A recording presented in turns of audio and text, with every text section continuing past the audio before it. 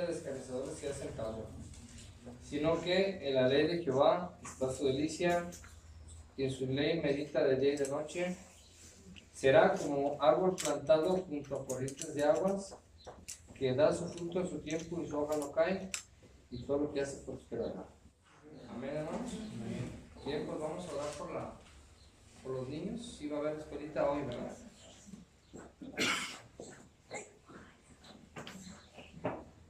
Gracias, Dios Todopoderoso, Señor, te damos en esta hermosa mañana, porque tenemos, Señor, aquí a estos pequeños que tienen el anhelo y el deseo de aprender de ti, Señor, de conocerte. Padre bendito, tú permites, Señor, que tengan una relación, un encuentro contigo, Señor, para que sean personas también de testimonio, que sean personas que se forjen en el temor de Jehová, Señor. Dale sabiduría a la maestra. Dale una sabiduría a los padres, Señor, para seguirles enseñando tu camino. Te los encomiendo en tus manos en el nombre de Jesús. Amén. Amén.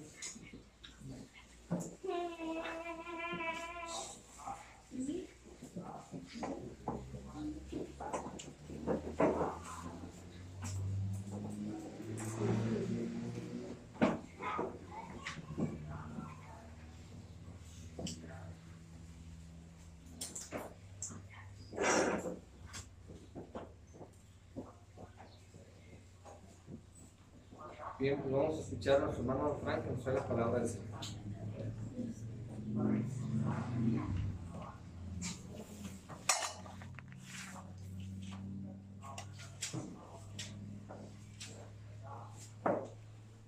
Si oye, alguien apague el celular. Hermanito Javier.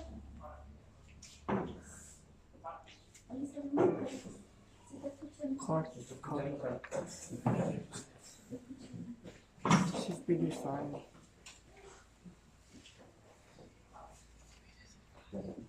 Bueno, vamos a orar para seguir tocando el tema de los Gálatas, que es muy importante esto. Querido Padre Celestial, gracias. Te damos esta hermosa mañana por tu gracia, misericordia, porque por causa de lo que tu Hijo hizo en la cruz hace 2000 años, esa asamblea es posible, Señor, porque tú has rescatado un pueblo para ti mismo, celoso para buenas obras, un pueblo santo, Señor, un pueblo que te halaga, un pueblo que te alaba, Señor, y que necesita de ti y que pues te quiere adorar, Señor. Aquí estamos en obediencia, pero primordialmente aquí estamos para darte la gloria que tu nombre merece, Señor. Y también, Señor, aquí estamos para aprender de ti. Tú dijiste que el hombre no vivirá de pan solamente, de lo externo, de lo material, Señor, sino que hay una necesidad que el hombre tiene espiritualmente, sino de toda palabra que sale de la boca de Dios, Señor. Y hemos sido muy negligentes en esta área, Señor, donde estamos malnutridos, porque no abrimos la boca espiritual para poder devorar esta comida espiritual para fortalecer nuestro ser interior, Señor.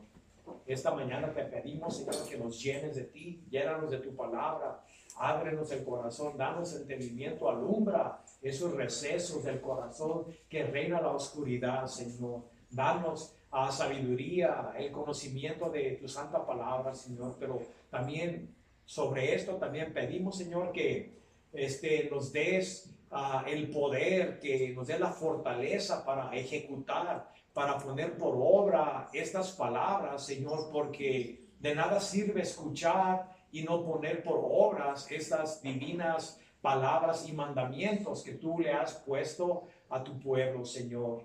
Sí, Padre, que seamos hacedores de la palabra y no oidores. Señor, convéncenos, repréndenos con toda exhortación, Señor, porque muchas veces no caminamos rectamente delante de ti, y yo te pido que tu palabra haga su obra para lo que tú la mandes, Señor, de acuerdo a la necesidad del corazón, sea para edificación o sea para reprensión, Señor, para lo que tú lo mandes, para que el hombre de Dios sea completo y apto para toda buena obra, Señor. Gracias. Bendice tu palabra y a tu pueblo en el nombre de Jesús. Amén. Amén. Bueno, nos quedamos en el libro de los Gálatas.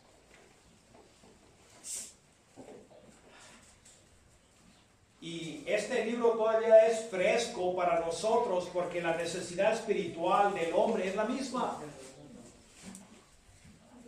El hombre siendo una persona egocéntrica. ¿Qué me refiero con egocéntrico? Me refiero de que nosotros, todo lo que pensamos y hacemos y deseamos revuelve alrededor de nosotros, en nuestra vanagloria, en nuestra soberbia. Y nosotros pensamos que podemos alcanzar la gloria de Dios, la salvación, basado en nuestro propio esfuerzo, en el guardar la ley. Pero la palabra del Señor nos dice lo contrario. Nos dice Romanos 3:23 que por las obras de la ley nadie será justificado. Tal vez nos autojustificaremos o otra persona nos justifique basado en un comportamiento exterior de acuerdo a un criterio humano. Pero usando el criterio de Dios, que es la perfección, no serás justificado. Porque el estándar no es tu opinión, no es la opinión de una iglesia o de los hombres, es la de Dios. Él es el estándar por lo cual tú serás medido. Y sabemos de que no damos la talla. Por lo tanto, Dios nos manda a predicar el evangelio de la gracia. ¿Y cuál es la gracia? Guarden su lugar ahí, vayan a Tito 3, para que conozcamos qué es esta gracia.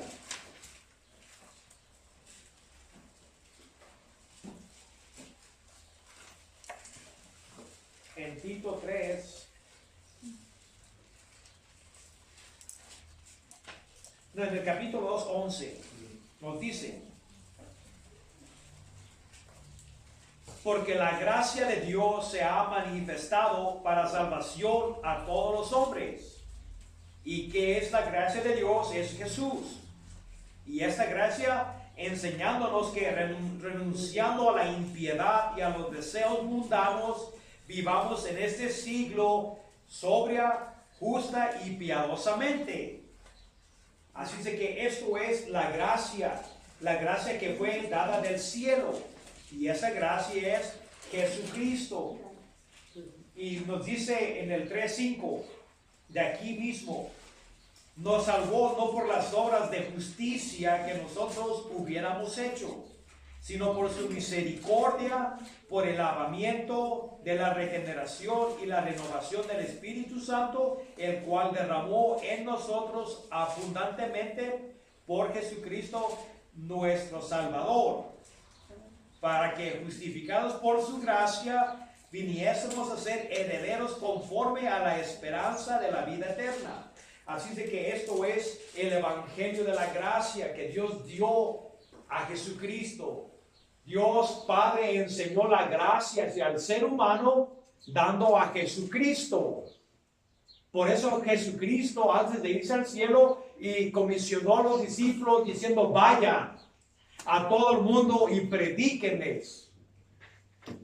Básicamente lo que ha acontecido sobre su crucifixión y resurrección. Esto es el evangelio, esto es la gracia de Dios. Dios nunca mandó a sus discípulos a que establecieran leyes, reglamentos para que el hombre los observara y pudiese ser salvo. No, Dios mandó a los discípulos con las buenas nuevas de que ya hay salvación, ya hay redención, ya hay justificación gratuitamente, basado en lo que Cristo hizo por nosotros y no lo que nosotros hagamos por nosotros mismos. Dios había preparado al pueblo de Israel, dándoles leyes, reglamentos, pero esto era nomás para poder educarlos en los caminos del Señor, para que cuando se cumpliese lo que se había prometido en la ley, se anulara y ahora la gente entendiera de que la gracia redentora de Dios se iba a manifestar en un nuevo pacto. Inafortunadamente, muchos judíos no comprendieron esto, porque esto es el problema de los Gálatas y de los Corintios y también en Tito. De hecho, este era un severo problema a la iglesia del Nuevo Testamento. ¿Por qué? Porque eran los judaizantes. Judaizantes eran aquellos que querían que tú proselitaras, que adoptaras las prácticas y costumbres y leyes judías. Y se andaban en dos cosas, en la circuncisión y guardar la ley de Moisés, como aditivo a lo que Jesucristo hizo en la cruz. Entonces, Pablo nos está diciendo en el libro de los Gálatas que esto, que agregarle cualquier obra a lo que Cristo hizo por nosotros en la cruz, es una perversión y distorsión del evangelio de la gracia de Dios, porque al añadirle obras es como decirle a Dios, tu sacrificio es inadecuado y fue insuficiente. Tú pusiste tu parte, pero ahora tú esperas que yo haga la mía para poder ser redimido. No, la Escritura nos dice que Él, habiendo comprado la redención eterna, se sentó a la diestra del Padre. Él compró la redención eterna. Tú no la vas a comprar por tus obras.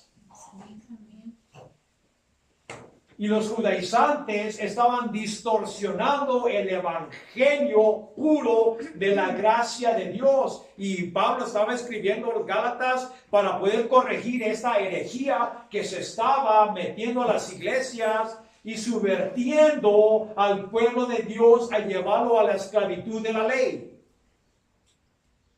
La ley y la gracia, hermanos, más adelante en este libro vamos a mirar de que no pueden coexistir, una de dos. Vas a vivir bajo tu propio esfuerzo, observando leyes y reglamentos, o vas a vivir por lo que Cristo hizo por ti, por fe y fe solamente. En nuestro sistema en que hemos nacido aquí, en ese sistema, ha sido pervertido. Se pueden decir que el sistema en que nacimos son los judaizantes, porque te dicen, especialmente en la herejía del ciprianismo, de que no puede haber salvación afuera de la iglesia. Y me refiero a la iglesia católica. ¿Por qué? Porque ellos son los que tienen los sacramentos, los que se le han dado los sacramentos, los guardias de los sacramentos, por lo cual Dios difunde gracia a la persona para que tú puedas hacer estas cosas y ser salvo. Entonces, esto es como los judaizantes. Tienes que hacer esto para que tú puedas ser salvo. Y entonces están distorsionando la gracia de Dios en la cruz. Dios no puede aceptar ninguna obra tuya. No la aceptará.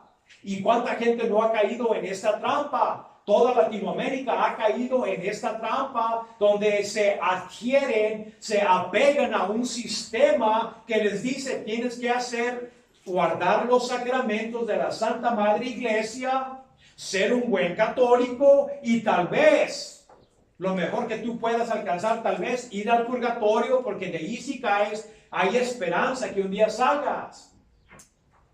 Eso no es una distorsión del evangelio. Dios no acepta obra humana. Cristo, nuestro representante en la cruz, es suficiente pago para el pecado. Nos dice aquí en Gálatas. Ya hablamos sobre que Pablo estaba maravillado en el versículo 6, 1:6, de que tan rápido ya ellos estaban apostatando, alejándose de la gracia de Cristo. Porque eso que Cristo hizo en la cruz es gracia. Dios no estaba obligado a bajar del cielo para ir a la cruz y sustituir y que la ira o justicia de Dios fuera descargada sobre Él. Él no tenía ninguna obligación de hacer eso. Dios estaba justificado de mandar a todo ser viviente al lago de fuego, porque eso es lo que nos merecemos. Nadie merece nada más que esto, más que el juicio de Dios. Así de que Dios en su gracia manda a su Hijo. La gracia de Dios en Cristo para seguir a un evangelio diferente. El evangelio que se puede traducir en las buenas nuevas estaba siendo distorsionado.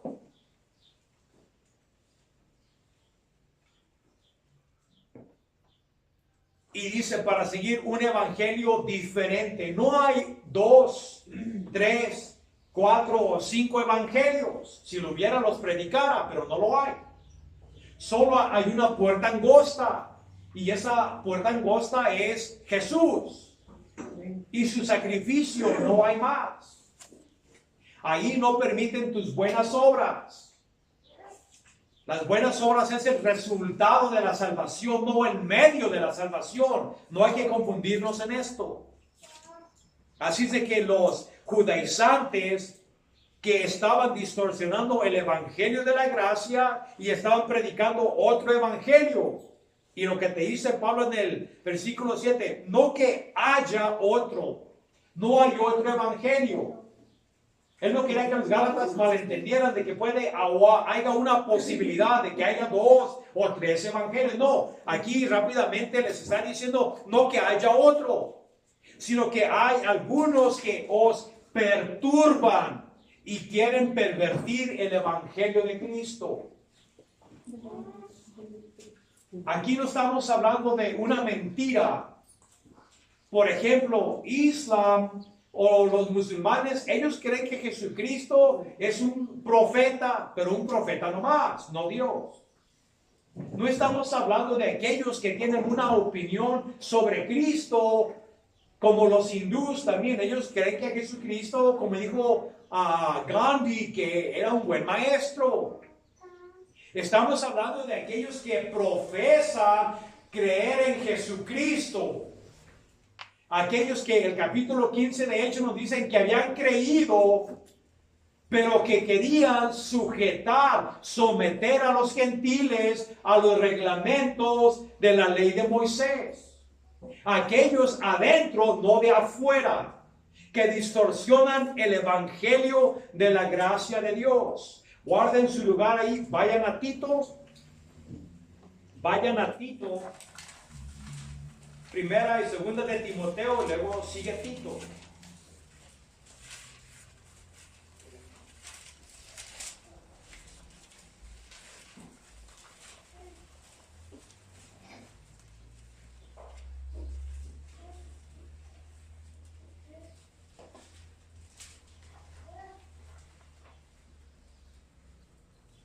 En el versículo 1:10 en adelante dice, porque hay aún muchos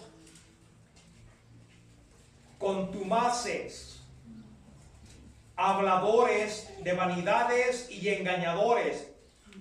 Fíjense lo que dice, mayormente los de la circuncisión, que es lo que estoy hablando, los judaizantes. No está hablando de los gentiles, está hablando de aquellos que según decían que habían creído, pero aquí nos dice que tengamos cuidado con ese tipo de gente, a los cuales es preciso tapar la boca, que trastornan casas enteras, enseñando por ganancia deshonesta lo que no conviene. Así es de que esto es lo que los judaizantes estaban haciendo. ¿Y por qué lo hacían? Lo hacían por envidia y interés. Ellos decían de Pablo, de que Pablo no les decía la verdad, que les había dicho un medio evangelio, pero que había dejado el verdadero evangelio para que los gentiles oyeran un evangelio que fuera apetitoso para ellos, que les gustara.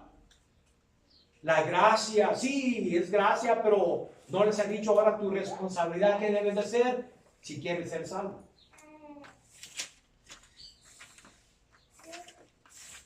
Porque en 1:7 de Gálatas hay unos que os perturban y quieren pervertir el evangelio de Cristo.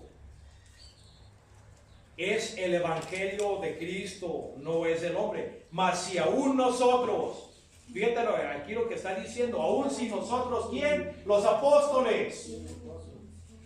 Él se está incluyendo en esta categoría, si aún nosotros, o también algo sobrenatural, como Joseph Smith, que según el ángel Moroni se le apareció y que le dio unas tabletas de oro y que le dijo que Jesucristo había venido a las Américas a predicar el evangelio en su resurrección. Todo eso es una fábula. También los adventistas. Esto es una fábula, hermanos. Por eso dice, cuidado, si nosotros los apóstoles, aún si hay una aparición, algo sobrenatural, un espectro, un fantasma, un espíritu, lo que sea, que les diga algo que ya no han recibido, del que dice, del cielo, que diga que venga del cielo, os anunciaré otro evangelio diferente del que os hemos anunciado, sea condenado. Anatema es la palabra griega. Que sea condenado.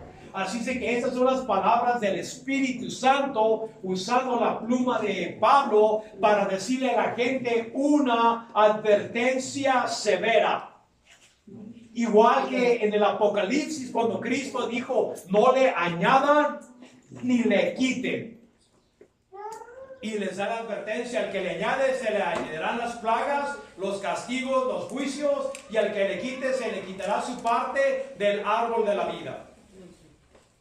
Y aquí también está diciendo que todos aquellos que distorsionen el evangelio de la gracia de Dios a predicar otro evangelio, que sea condenado. Son palabras duras porque no puede haber distorsión, porque esto es el único camino que Dios ha instituido, por lo cual el hombre, y únicamente este camino puede ser salvo. No hay otro camino. No hay dos, no hay tres.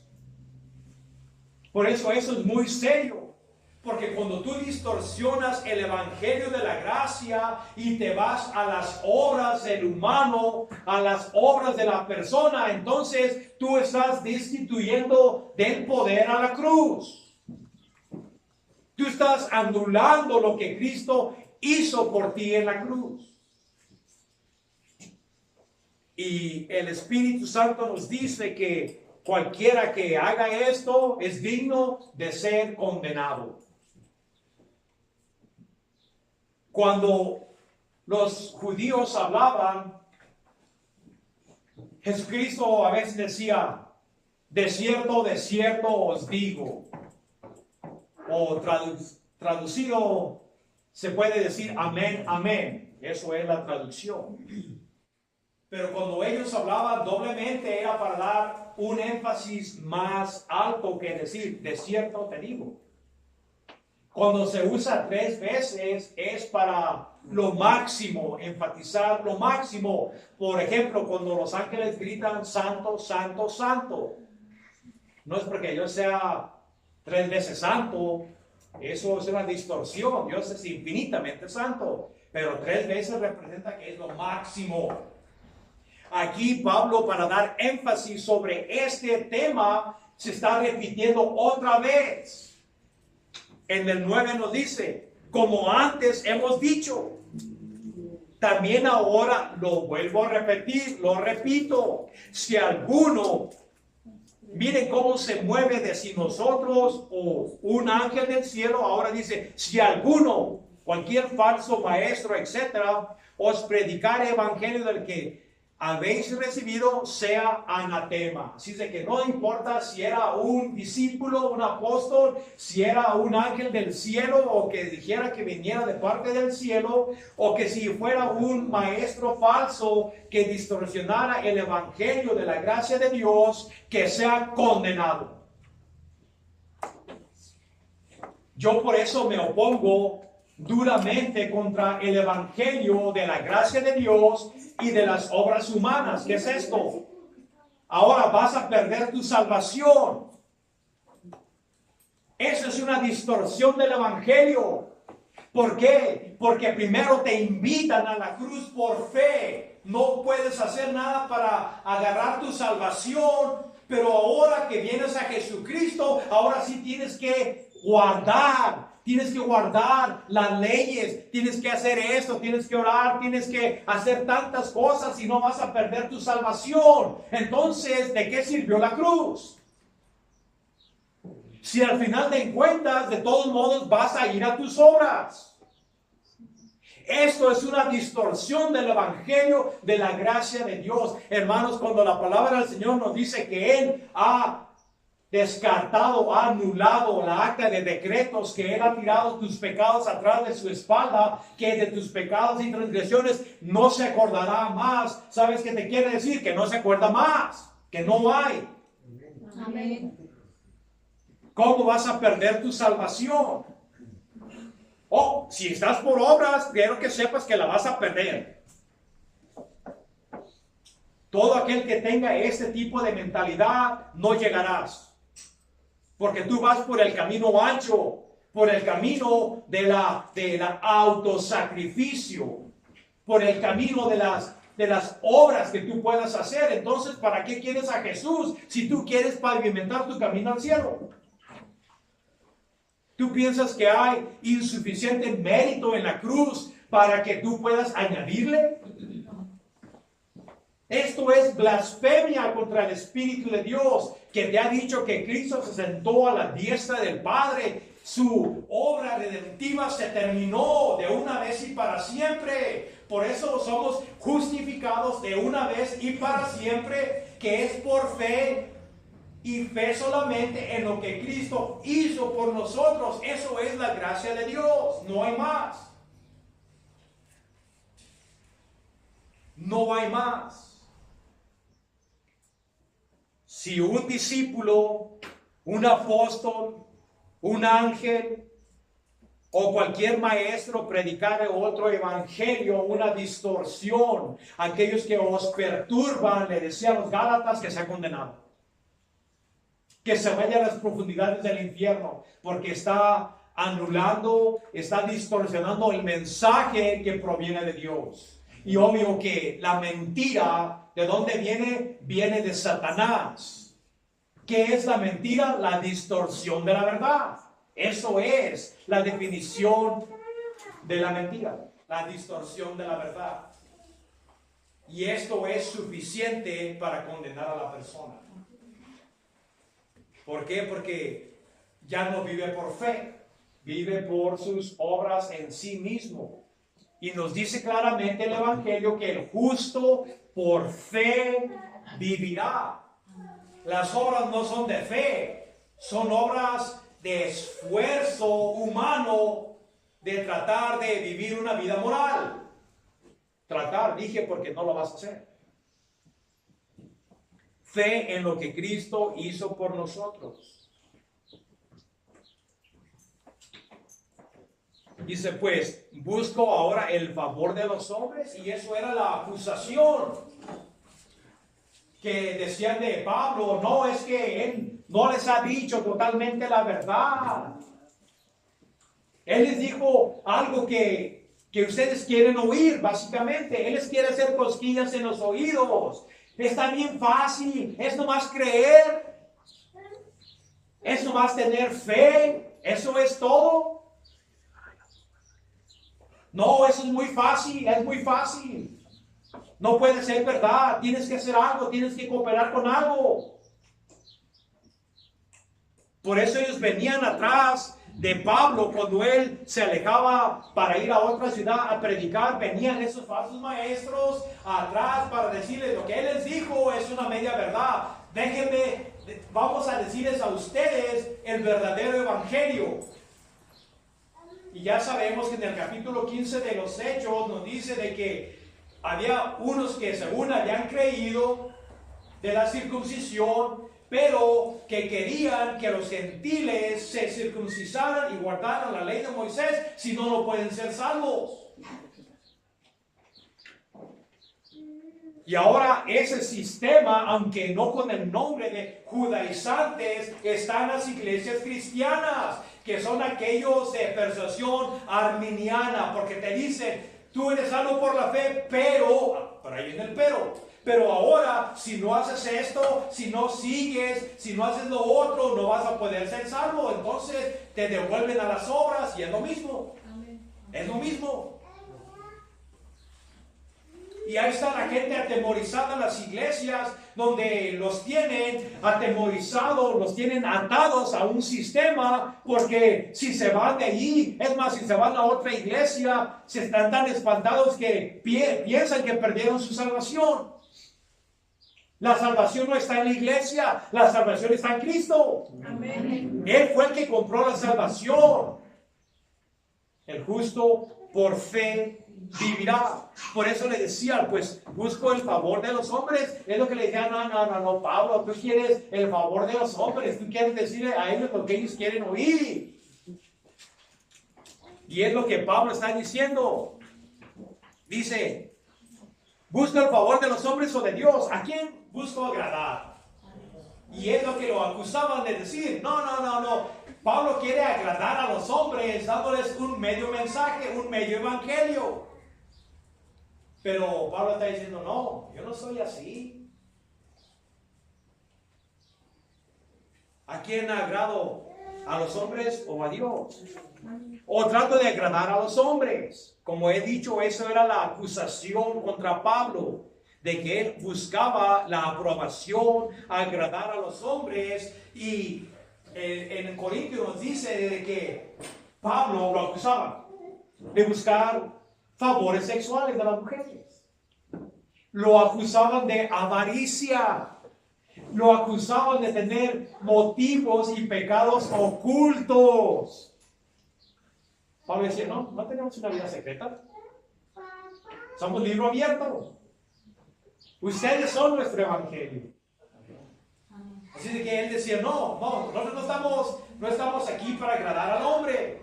No tratamos de buscar ninguna ganancia de ellos. De hecho, por eso él trabajaba, para que la gente no lo acusara de ser avaro.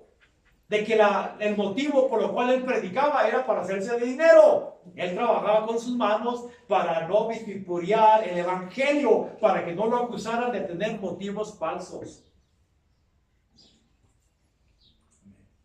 Él fue un libro abierto. Él dice, yo no agrado a los hombres, yo agrado a Dios. Pues si todavía agradara a los hombres, no sería siervo de Cristo. Hermanos, Pablo, él sufrió mucho. Sabemos que él fue flagelado muchas veces. Él fue azotado, estuvo en el mar, casi al punto de la muerte. Dice, peleaba con bestias en Éfeso. Así de que lo apedreaban, hacían muchas cosas contra Pablo. Él sufrió mucho por la causa de Cristo. ¿Y saben por qué? Porque él nunca comprometió su integridad cristiana, ni comprometió el evangelio para acomodar a nadie. Él decía las cosas como eran, sin distorsión, pero a la verdad, y le costó mucho.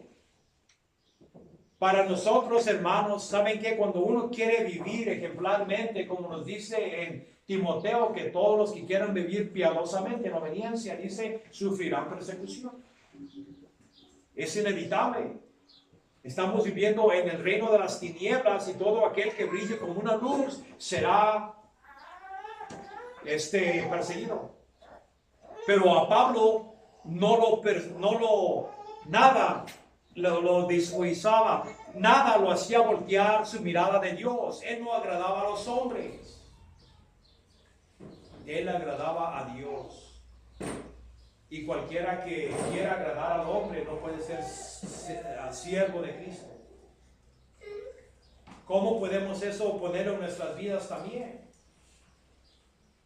Fíjense, hermanos, Jesucristo dice que aquel que ama más a su padre y a su madre, a su esposa o esposo, hijo e hija,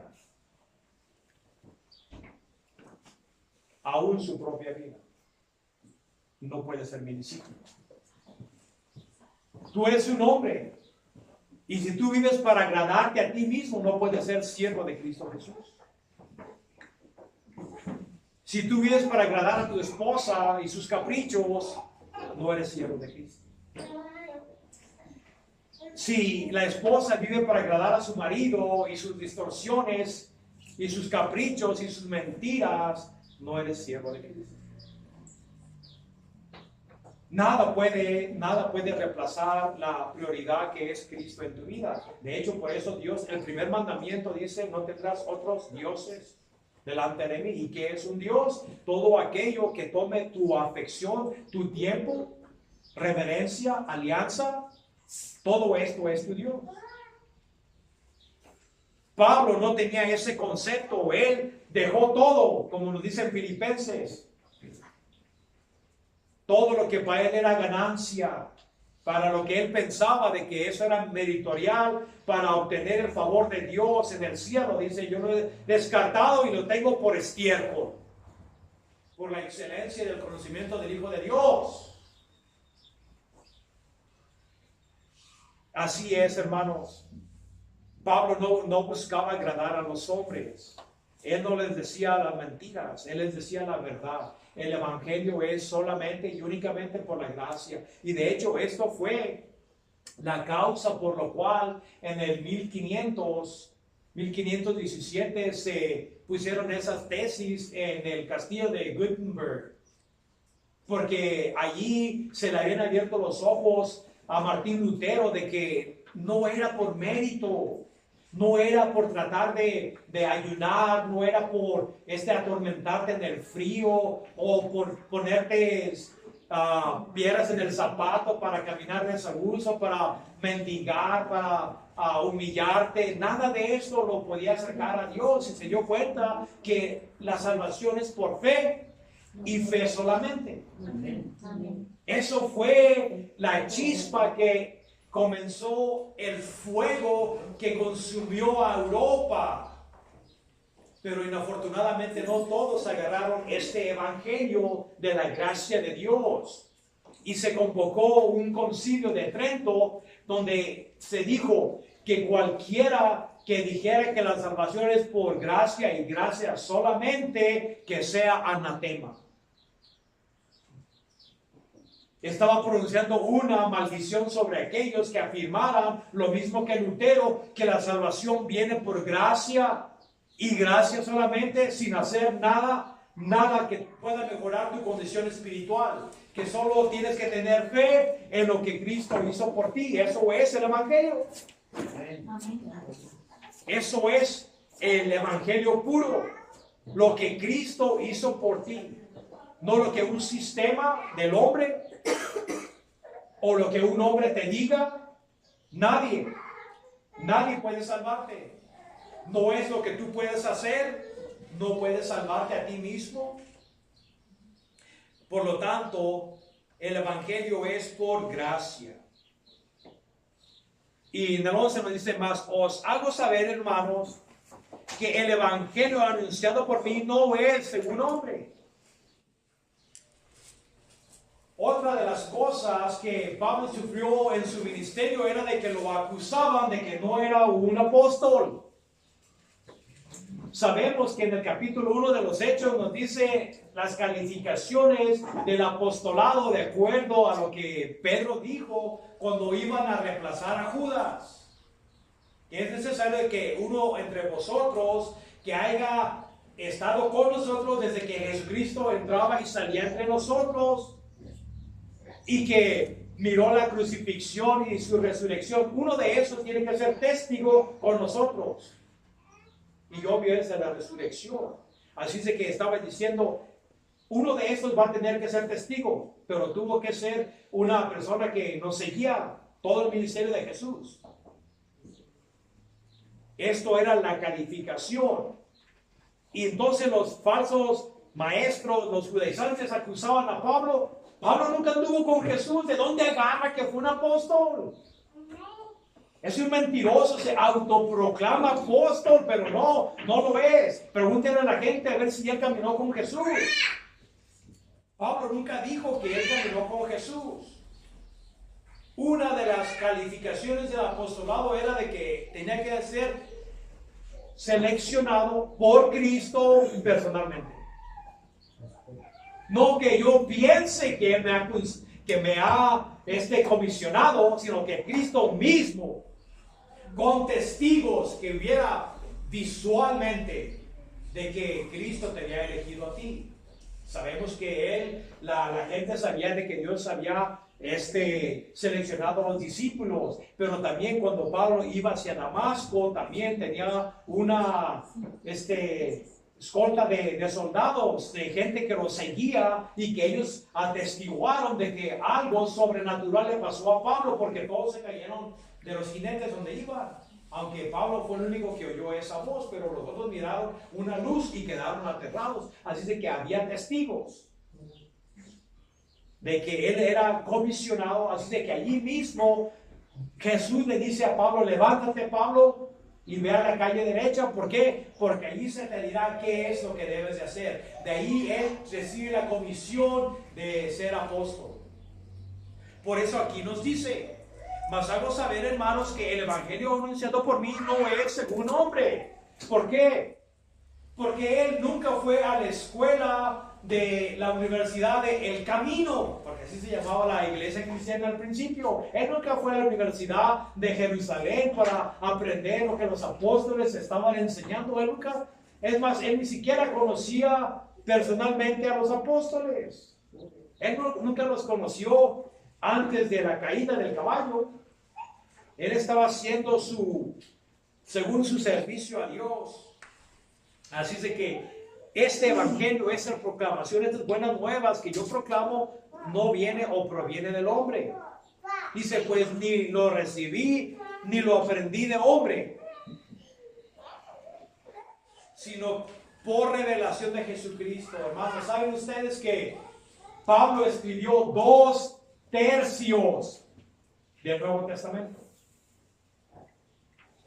Al único que se le reveló el misterio de la iglesia fue a Pablo. No fue ni a Cefas, ni a Juan, ni a Santiago, ni a nadie más que a Pablo. De hecho, en segunda de Pedro,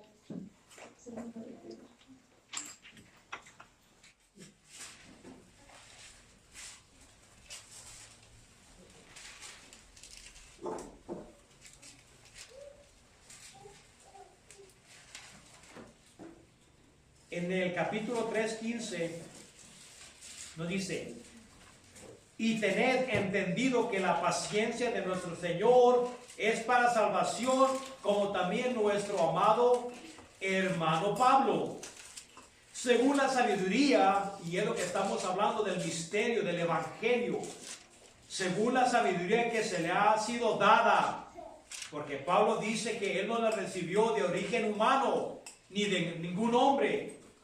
La sabiduría que se le ha dado os ha escrito casi en todas sus epístolas, hablando de ellas, de estas cosas, entre las cuales hay algunas difíciles de entender. Aún Pedro se le complicaba entender la sabiduría, por lo cual Pablo hablaba, las cuales los indoctos e inconstantes tuercen, como también las otras escrituras, para su propia perdición.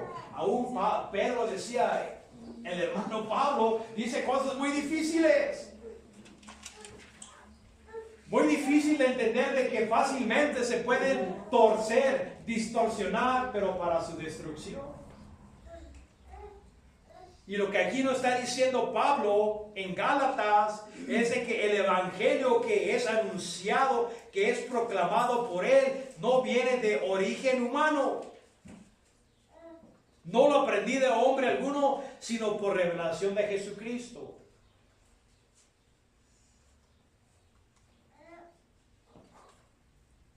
Dice: porque ya habéis oído acerca de mi conducta en otro tiempo en el judaísmo, que perseguía sobremanera a la iglesia de Dios y la asolaba o la trataba de destruir. Ustedes saben, hermanos, mi comportamiento, sí, yo no era parte de la cristianidad, yo no era parte de los apóstoles, sí, yo no era. Yo era un perseguidor. Yo era alguien que perseguía a aquellos que nombraban el nombre del Señor. ¿Ustedes saben mi conducta? Y dice, y en el judaísmo aventajaba a muchos de mis contemporáneos. Él iba a la escuela de Gamaliel. Para que tú fueras alumno de Gamaliel, tenías que ser una persona muy inteligente. Dice que Pablo, él estaba en esa escuela porque era súper inteligente.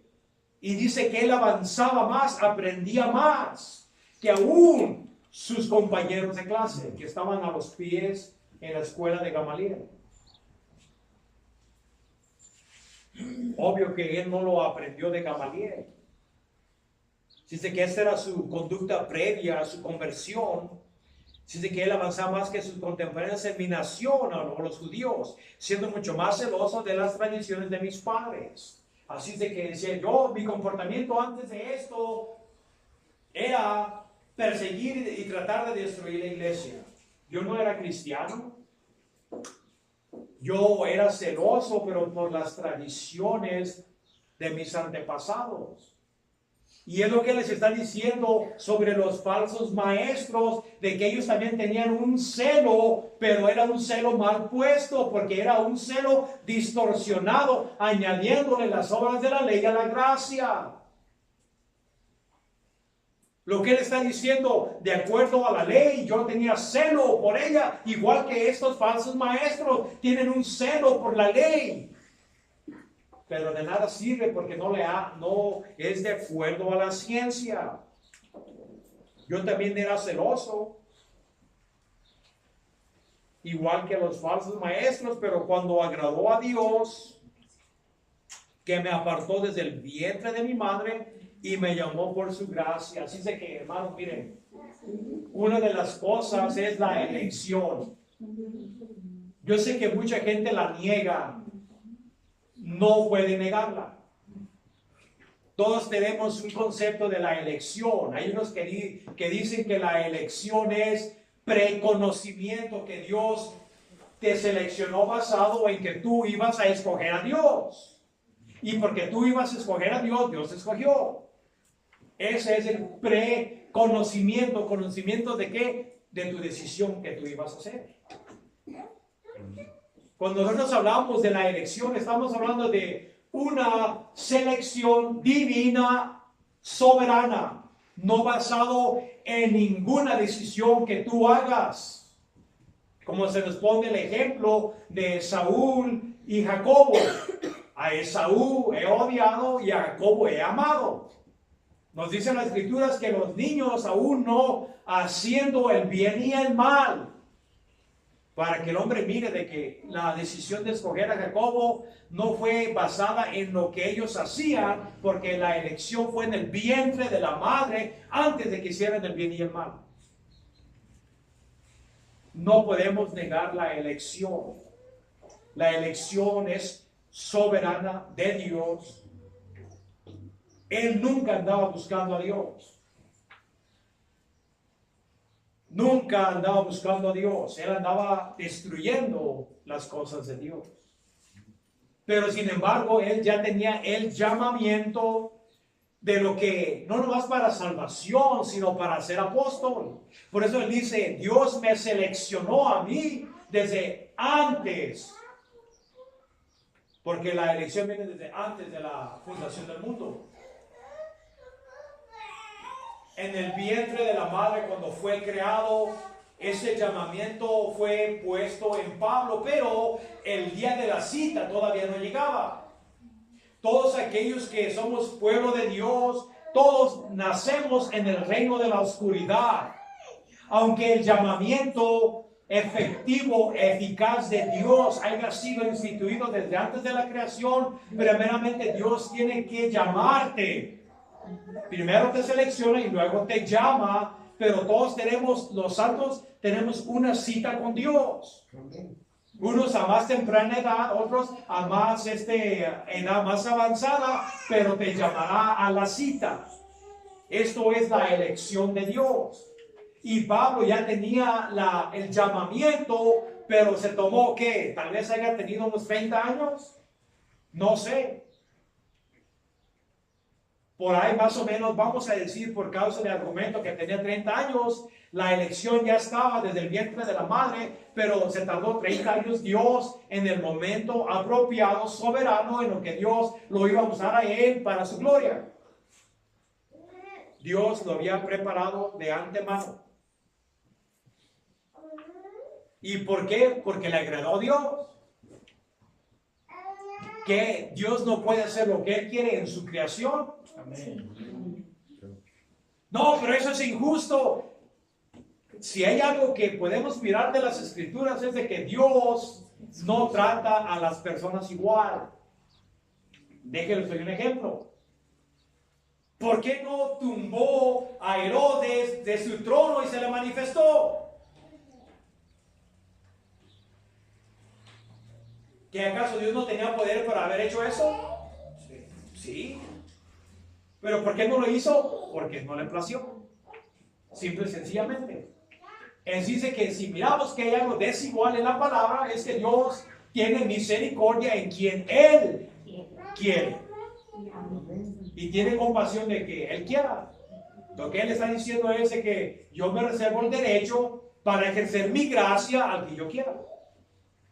Porque es mi creación, yo soy Dios. Y Él escogió a Pablo y también nos ha escogido a nosotros. Aquellos que hemos nacido del Espíritu de Dios, hemos sido seleccionados por Dios. Desde antes de la fundación del mundo, nos dice el Apocalipsis. Y este llamamiento fue eficaz. ¿Y para qué lo apartó? Pues no nomás para salvación, sino para qué. Que lo llamó, ese llamamiento es, en el contexto que él está hablando, es para predicar el evangelio de la gracia. Para eso le seleccionó, para ser predicador de la gracia. ¿Y cuál es ese contexto? El contenido de ese mensaje, revelar a su Hijo en mí. Cristo se le reveló a Pablo personalmente. Eso es la gracia de Dios. Así es de que, hermanos, para que uno pueda ser salvo, tiene que haber una revelación del Hijo en tu corazón. No es una revelación externa. No estamos hablando de eso, hermanos, porque muchos son invitados, todos tienen un concepto intelectual en sí. Esto no es salvación. Tienes que tener un encuentro con Cristo. Cristo se te tiene que revelar personalmente, igual que a Pablo. Tal vez no espectacular donde te vayas a caer de tu carro, de tu bicicleta, de tu sillón, no. Pero tiene que haber una revelación en tu corazón. De hecho, nos dice en el libro de Mateo de que él decía de que ¿quién dice la gente que soy yo? Bueno, todos dijeron lo que dijeron. Al final de cuentas, Pedro dijo, tú eres el Cristo, el Hijo de Dios. Y le dijo, bendito eres tú, Simón, hijo de Jonás, porque carne y hueso no te revelaron esto, sino mi Padre que está en el cielo. Y en esta piedra, y no se refería a Pedro, porque está hablando en términos femeninos, está hablando en la revelación de quién es el Cristo. Construiré mi iglesia y las puertas del Hades no prevalecerán contra ella. Así que tiene que haber una revelación en el corazón de quién es Cristo, y no todos la han tenido. Las verdaderas personas que han sido salvadas son aquellos que han experimentado una revelación de quién es el Cristo en el corazón, basado en la regeneración. Por eso, hermanos, miren, no todos cambian. Porque yo pienso que el evangelio ha sido distorsionado ahora, porque mucha gente piensa que porque hizo una confesión verbal, que porque tiene una Biblia y que a veces la lee y que a veces le da gracias al Señor por la comida, de que esto es lo que es ser cristiano. No lo es. Tú puedes hacer eso intelectualmente, pero si no tienes una revelación personal con Cristo en el corazón, lo único que tienes es una profesión, es todo. Cristo necesita revelarse realmente en tu corazón. Y yo he mirado que, sinceramente, solo aquellos que han tenido un encuentro personal, espiritual con Cristo, son los únicos que cambian. Los demás pasarreados, cabritos pintados de cristianos, pero los vas a arrear, nunca se sujetarán, te causarán problemas en las iglesias. Ese es el problema, hermanos. No todos tienen un encuentro personal con Cristo. Por eso Él dice, no temáis, pequeño rebaño, porque el rebaño de Dios es pequeño, no es grande. Y no todos los de las iglesias que asisten los domingos o entre semanas son cristianos. Como decíamos ayer, tú puedes ir al estadio de las Chivas, ponerte la playera de las Chivas y comer chivitas, pero no te hacen parte del equipo. Son espectadores, son simpatizantes y hasta unos son peligrosos porque son fanáticos y te golpean si estás en desacuerdo con sus conceptos futbolísticos, pero no los hace parte del equipo. Y así también en las iglesias hay mucha gente que habla como cristiano, dice cosas cristianas, sabe decir amén, aleluya, gloria a Dios y eso, pero no tener una realidad en su corazón. Y no hay cambio en su vida. Sigue siendo una persona del mundo pintada con una fachada de cristiano, pero de cristiano no tiene nada. Porque el verdadero cristiano, hermanos, es un corazón sumiso. Es un corazón que obedece a Dios. Es un corazón que se deleita en Dios. Él dice, yo no tengo que arar mis ovejas me escuchan y me siguen. Esa es la verdadera regeneración, hermanos. Dice que Pablo fue llamado para que él tuviera una revelación de su Hijo. Revelar a su Hijo en mí.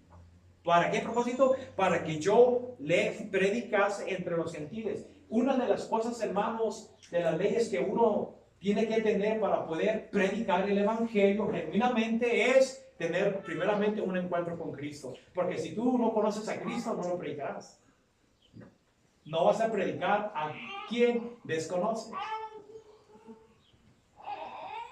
¿Cómo vas a predicar a alguien que no conoces? Es imposible. ¿Por qué mucha gente no quiere, se avergüenza del evangelio? ¿Por qué? Porque no conocen a Dios. Y ese es el propósito, que cuando una persona tiene una revelación de Jesucristo, no se puede quedar callado. Porque el Espíritu Santo adentro de él, a eso llegó. Él llegó a testiguar y nos induce a hacer lo mismo, a testiguar. Porque Él no va a escribir el Evangelio del cielo, que es lo que Dios usa como método para alcanzar a los que Él va a llamar, a los santos, a los redimidos, a aquellos a quien Él ha llamado para ser sus voceros en la tierra, a los santos de Dios, a los que han tenido un encuentro con Dios. Y Pablo dice, el Padre me llamó para que su Hijo fuera revelado en mí, para que yo en torno le predicare entre los gentiles. Por eso Pablo es llamado el apóstol a los gentiles. ¿Y quién son los gentiles? Ahí la palabra es hellenist, helenista, que era el tipo de pensamiento, vestidura, filosofía griego. Pero ese es un término genético que quiere decir todos los que no son judíos. En el mundo de Dios no hay chinos, no hay mexicanos, no hay colombianos. ¿Eres judío o no lo eres? Así de simple. Y él se refiere a aquellos que están fuera del pacto que Dios hizo con los judíos, a los gentiles, a los paganos. Él fue llamado, comisionado personalmente para que él en torno sacara el evangelio de las fronteras de Israel. Jesucristo ya le había dicho a los apóstoles que fueron, ¿en dónde? A todo el mundo que comenzaran. Ok, comiencen en Jerusalén, váyanse extendiendo a Judá, salgan a aquellos que ustedes odian tanto en Samaria, y de ahí sáquenlo a los confines de la tierra. ¿Lo hicieron o no? Ellos no querían salir hasta que Dios mandó la espada y mataron a Santiago y tuvieron que huir. Y se fueron al norte, a Antioquía, a Siria, pero porque Dios los mandó la persecución, porque no querían obedecer. Ellos estaban muy satisfechos en su Jerusalén. Nosotros y no más. No fue hasta que Dios le dijo a Pedro, no, levántate, mata y come. No, Señor, yo no he comido nada impuro. Y miró la visión que había cuadrúpedos y había hombres. Y decía, lo que yo he santificado, no lo llames, no lo tengas por impuro. Se acabó, Pedro, sal. Y fue cuando fue llamado por Cornelio. Tienes que salir, Pedro. Yo los he comisionado que saquen este evangelio, pero no estaban haciendo lo que ellos deberían de hacer. Ya después, más adelante, sí salían a Antioquía, pero cerca de ahí, no lejos, porque ellos primordialmente fueron mandados a la circuncisión, a los judíos, pero Pablo no. Él fue llamado, comisionado por Dios para que él entonces fuera hasta el mundo de los griegos, al mundo de los romanos, todos aquellos que nunca habían escuchado el evangelio de la gracia de Dios.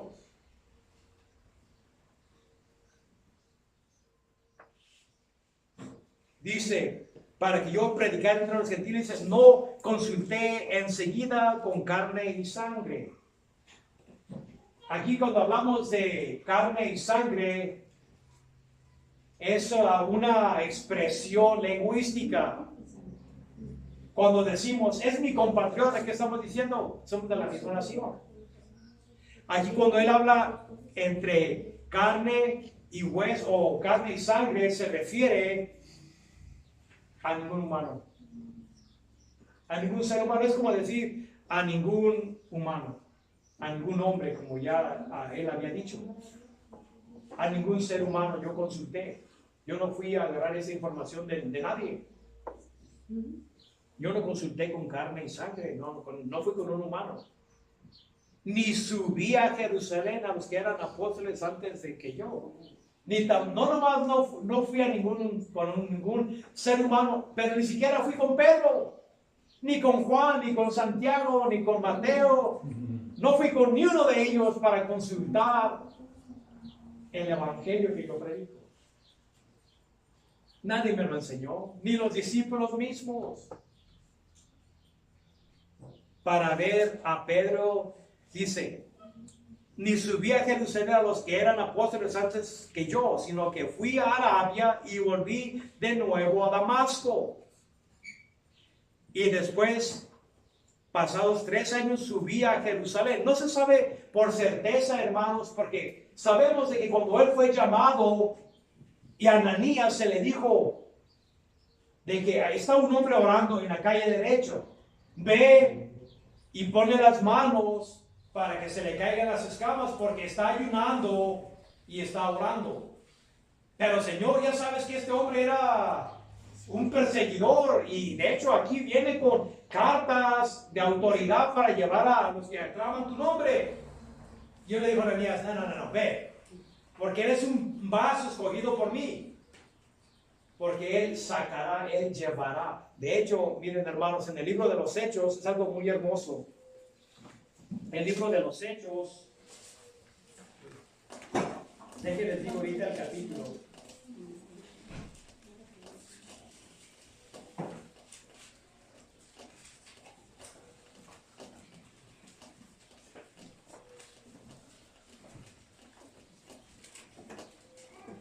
En el capítulo 26,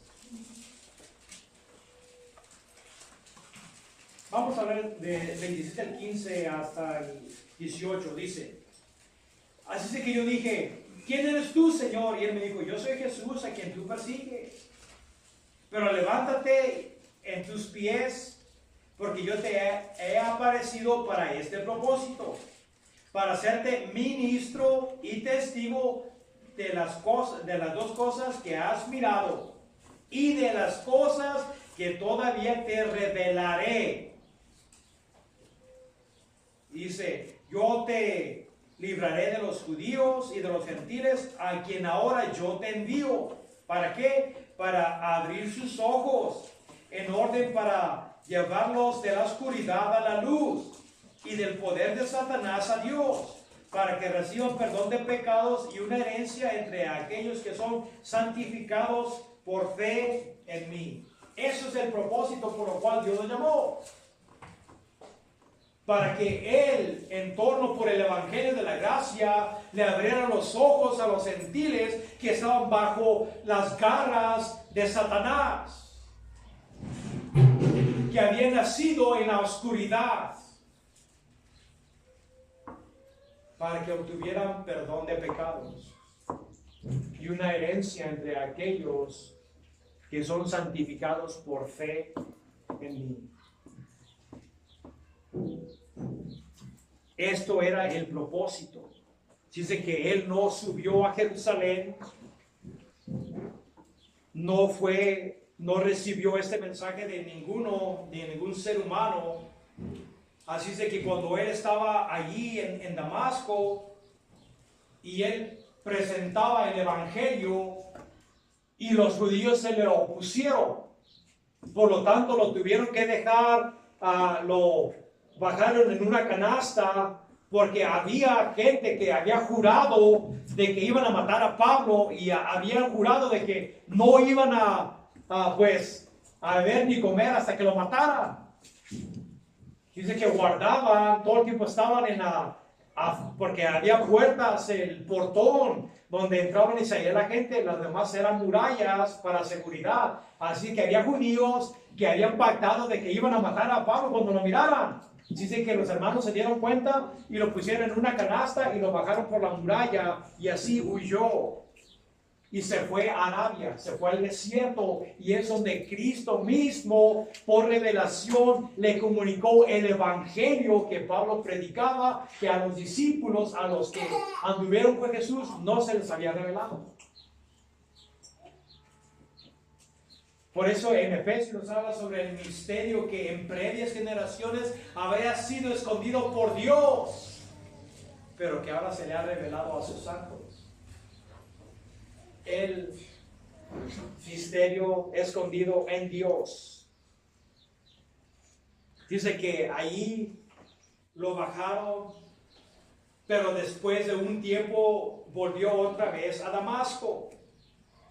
Después de permanecer en Damasco, no sabemos cuánto tiempo, después pasado 3 años, subí a Jerusalén para ver a Pedro y permanecí con él 15 días. Así es de que él ya había recibido la revelación que él, o lo que tenemos aquí, el Evangelio de la Gracia de Dios. Él ya la había recibido, así que fue a visitar a Pedro. ¿Por qué? Porque él necesitaba ser reconocido por el líder de los apóstoles, por Pedro, para que ellos entendieran, para que el mundo cristiano entendiera de que él no estaba diciendo nada contrario a lo que los apóstoles andaban predicando, aunque muy limitado en conocimiento. Y fíjense lo que dice, hermanos. Así es de que, pero no vi a ningún otro de los apóstoles, sino a Jacobo, el hermano del Señor. En esto que los escribo, he aquí delante de Dios que no miento. Básicamente estoy jurando que lo que le estoy diciendo a ustedes es la verdad. Así es de que aquí dice que no miró a nadie, nomás a Pedro y al hermano del Señor. Porque Pedro, él era, se puede decir, el líder entre los apóstoles. Pero ¿quién era el que estaba encargado de la iglesia en Jerusalén? Jacobo. Capítulo 15 del libro de los Hechos, cuando se convocó el concilio de Jerusalén, dice que el que presidió no fue Pedro, fue Santiago, el hermano del Señor. Ahora, hermanos, así de que aquí están dos líderes reconocidos en la iglesia en Jerusalén, que le dieron la mano de aprobación a Pablo de que lo que él estaba haciendo estaba bien. Y no nomás eso, hermanos, pero aquí también hay un detalle. El detalle es de que, ¿cómo es que los católicos dicen que el Señor no tenía hermanos? Si aquí te está diciendo que no miró a los apóstoles, nomás que al hermano del Señor. Él nos dice en plural, mire a todos los hermanos. Capítulo 13 del libro de Mateo, allá por los del último del capítulo, ustedes pueden mirar que les da nombre de 4 hermanos del Señor. ¿Por qué? Porque María tuvo más hijos con José después que Jesucristo nació. Amén.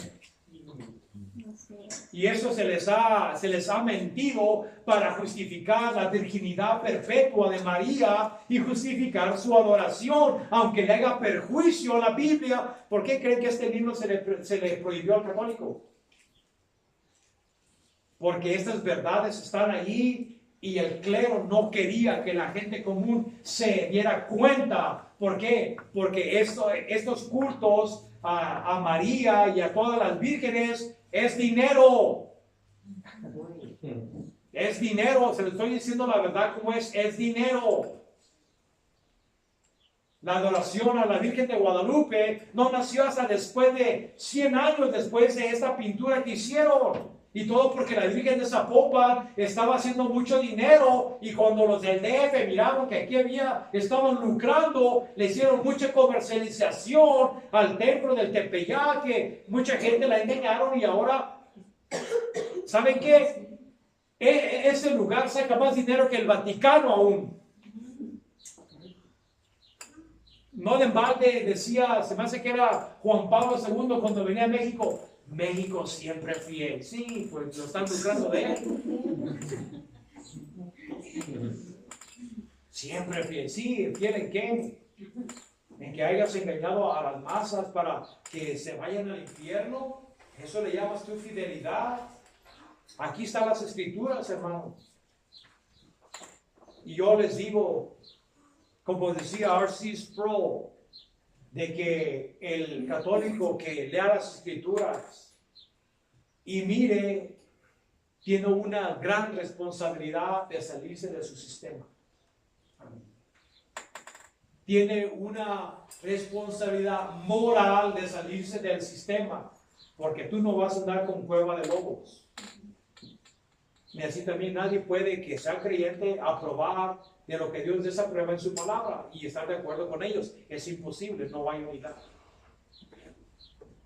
No puede coexistir las tinieblas con la luz, no se puede.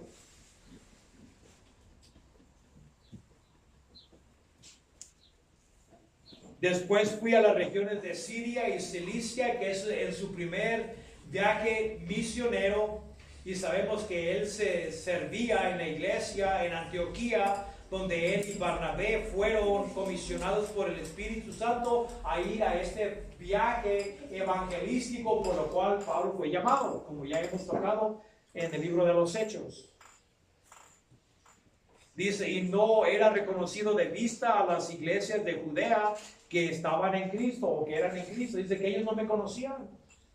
Porque Pablo, aunque él fue a hablar con Pedro, pero no permaneció allí.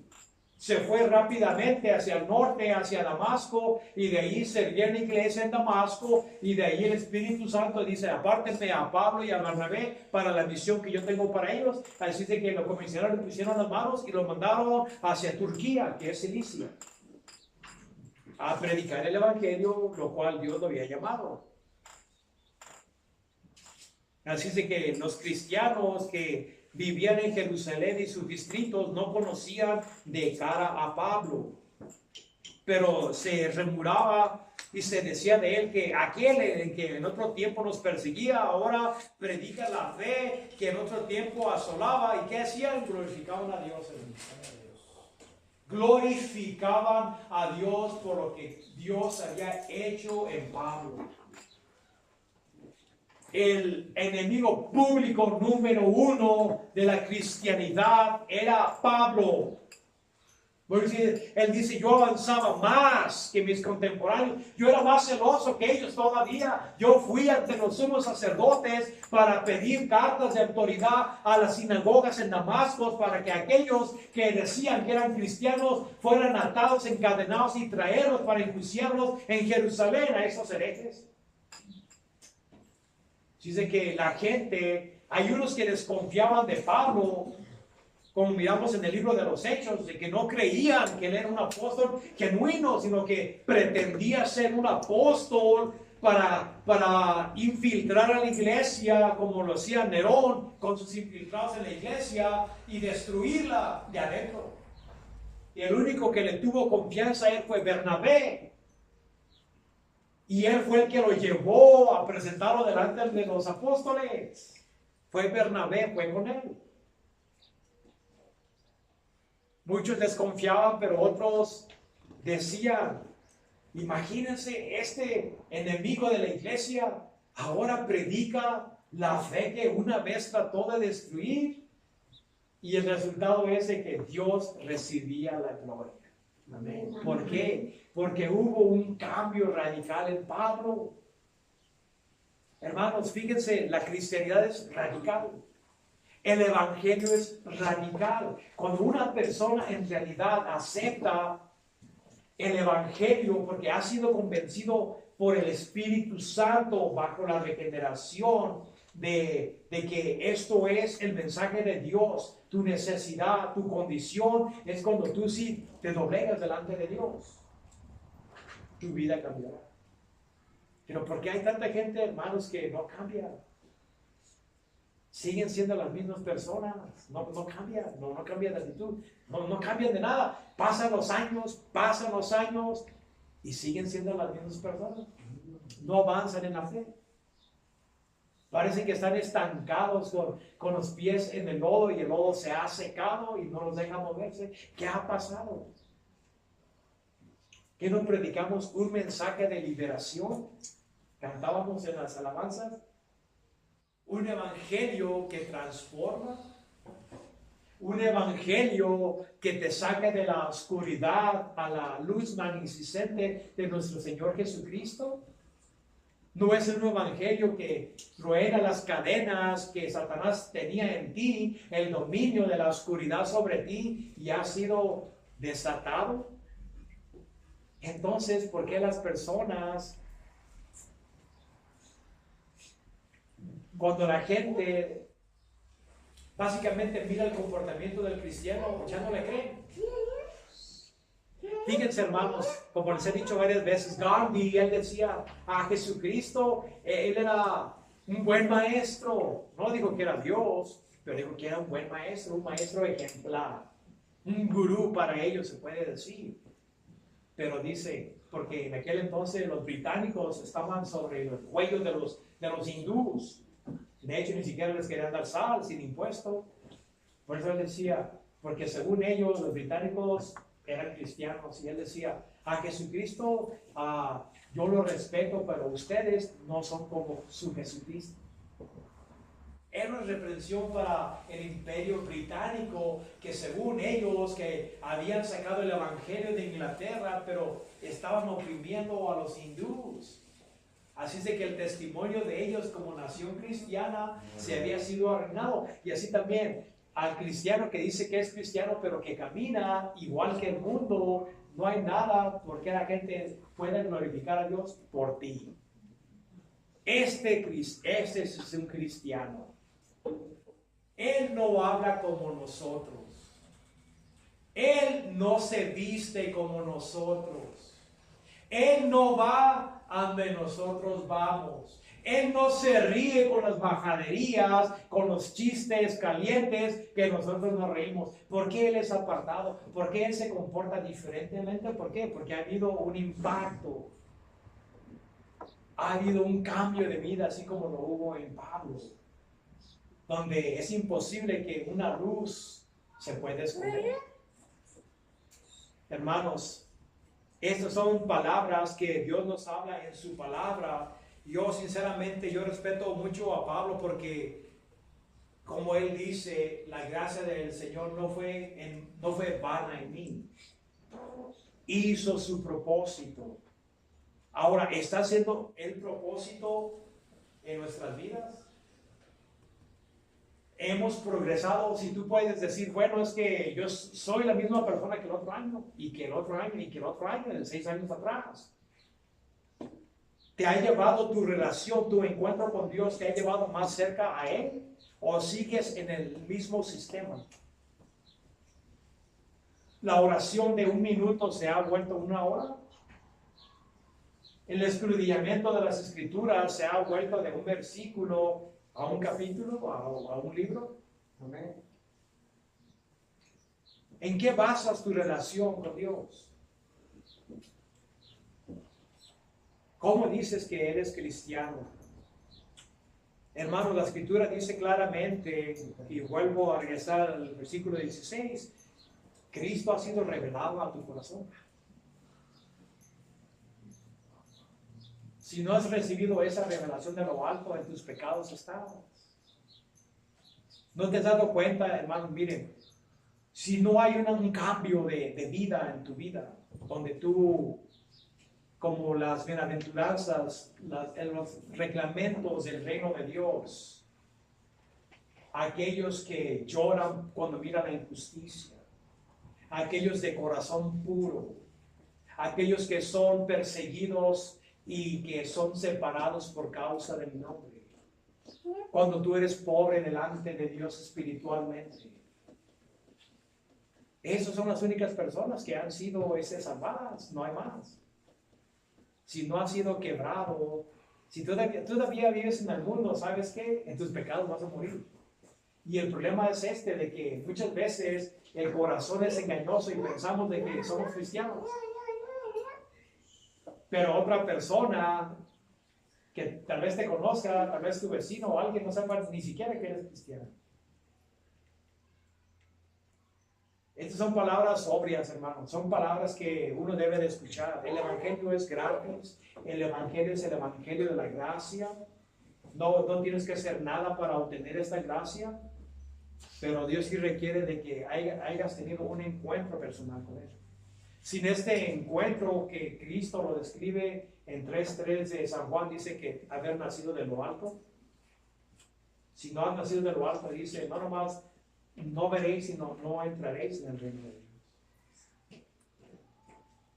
Hermanos, esas palabras tenemos que escudriñar nuestro corazón para ver si en realidad hemos creído aquí, no acá.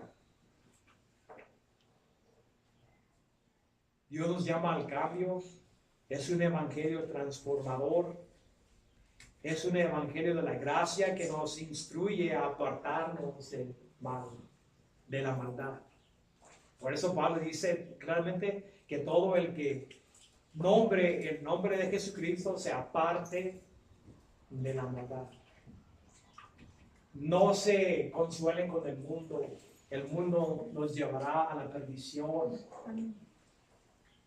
Busquen a los cristianos, no busquen al mundo.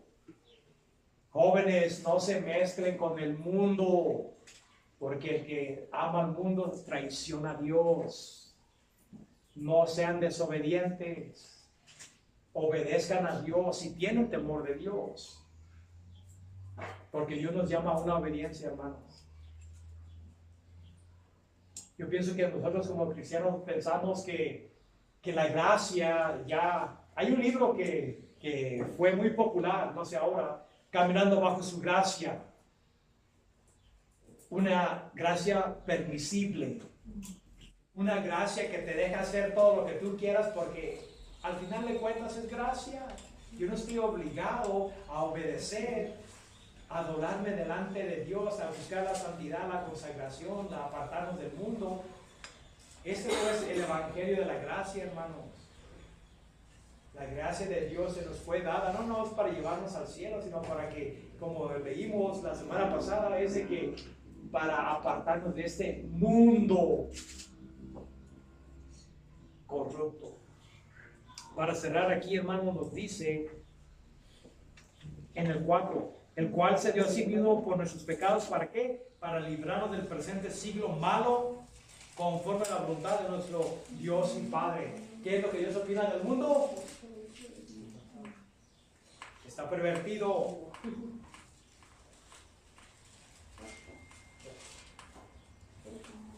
Este mundo malo, no hagas alianzas con ellos.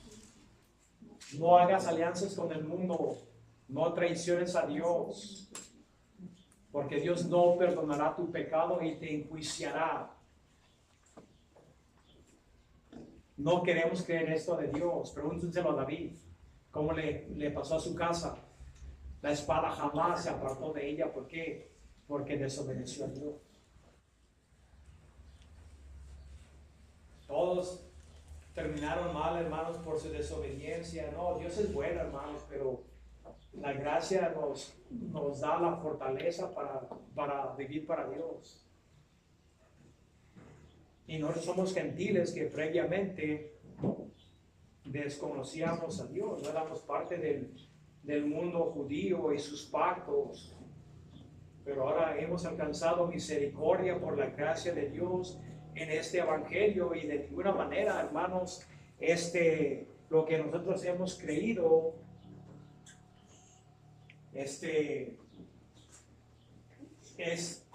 nos edifica, pues. ¿Por qué? Porque hemos creído en el evangelio de la gracia. Amén. No tenemos que esclavizarnos a los hombres, a sistema de hombres, sino que estamos en la gracia de Jesucristo. Somos cristianos responsables, cristianos obedientes, que un día tendremos un encuentro con Dios, tarde que temprano, pero lo tendremos. Dice que caminemos en su gracia, hermanos. Pero no tornen la gracia de Dios por libertinaje, ni tienten a Dios, como dicen Corintios, donde un día 20,000 cayeron. Y también la generación de Israel, ninguno de 20 para arriba entró a la tierra prometida porque tentaron a Dios, desobedecieron a Dios. No fueron bendecidos por Dios, sino que Dios se encargó de que cayeran en el desierto. Dios nos llama a una obediencia, hermanos. Obedezcan a Dios. Aléjense de la maldad, aléjense del mundo. Amén. Amén.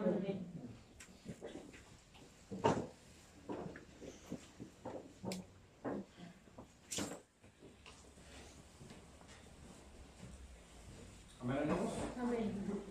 Quisiera que me acompañaran al libro de los Proverbios en el versículo 3.